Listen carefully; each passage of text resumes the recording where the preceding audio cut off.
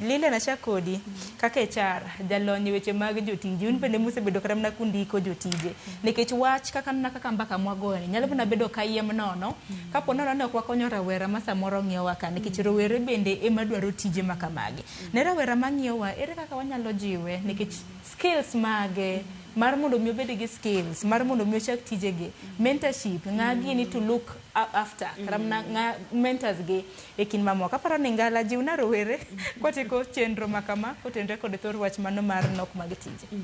Sharon, gima nyalo kono rowere mawinja kawuono kata graduates manoko kanyo kiki lose hope no mondo imaki to kimaki kamano bende imaki to nitie gimitimo towards it inyalo timo gimiluongo ni networking skills nikech tijegi bende yes CV ni in godo isatieko school isasomo but kionge networking skills tudruok no bende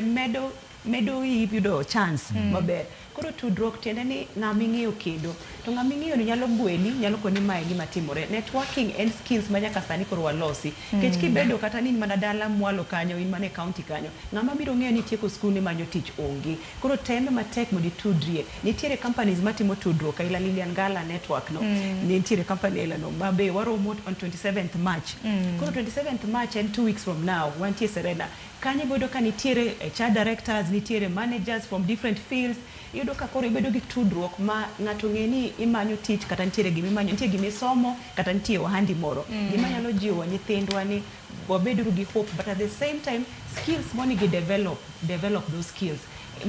Mentorship is very important.